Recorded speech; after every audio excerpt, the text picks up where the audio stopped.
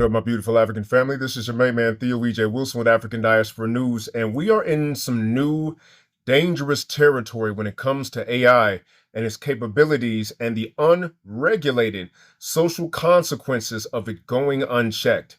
And of all the things that I kind of feared when AI was coming online that it might influence, I was not ready for AI to influence Black history and our understanding of our past. This one that hit me in a blind spot right here. But the fact is, there's a phenomenon online called AI slop. I don't know if you heard this term AI slop, but you're about to learn today. AI slop is basically it's garbage, it's trash. It's invented either by AI content creators or sometimes self-generated by AI itself. And it literally is clickbait or it is view generating content either for profit or for likes and attention and followers. And it has ventured into this gaping hole that we have when it comes to Black history.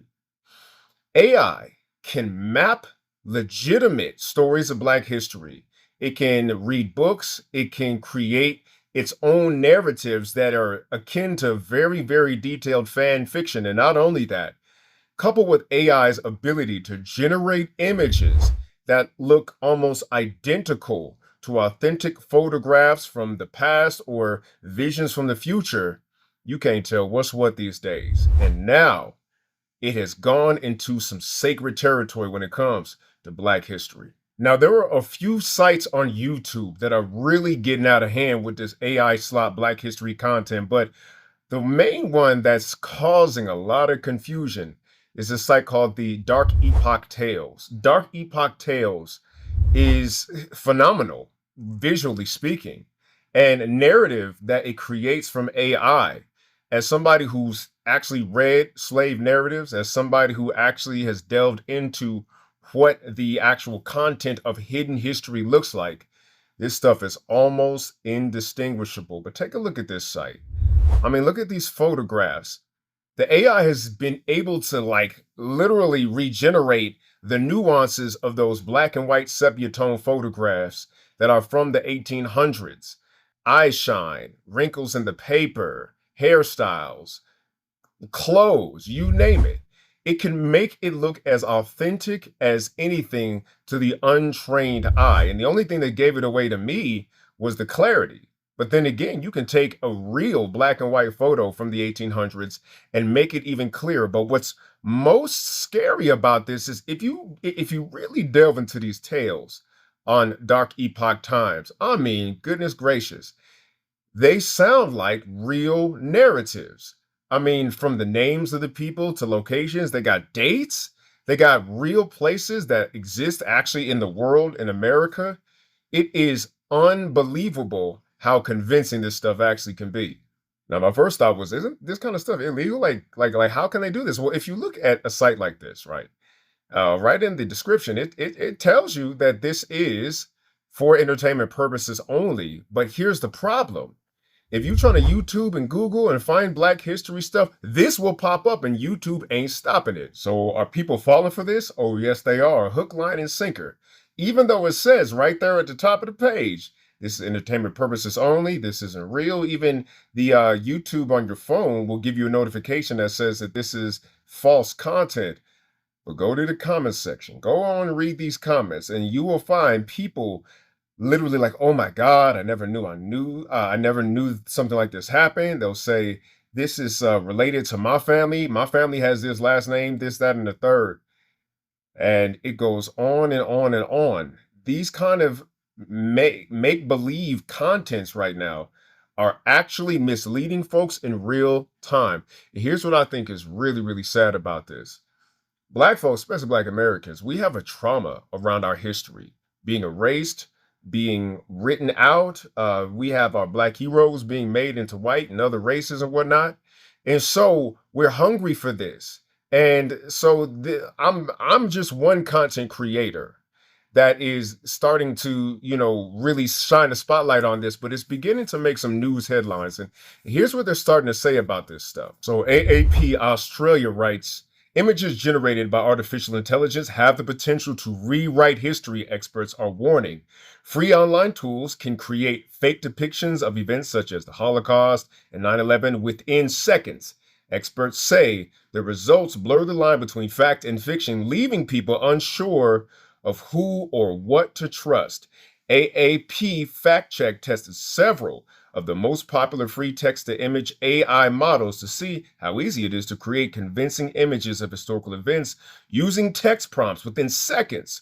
We produced realistic historic images of Adolf Hitler, Winston Churchill sharing a warm embrace, or Volodymyr Zelensky sharing a joke with Vladimir Putin. All of it cat. So some would say, all right, well, we know that Volodymyr Zelensky and Vladimir Putin ain't going to be sharing no hugs and hanging out with each other. So that's how we can see through it. But what happens when content creators use AI to map real events closer to what is more believable, right? Like if we see a shark riding a bicycle, we know there ain't no shark riding no bicycle, even though it looks visually compelling.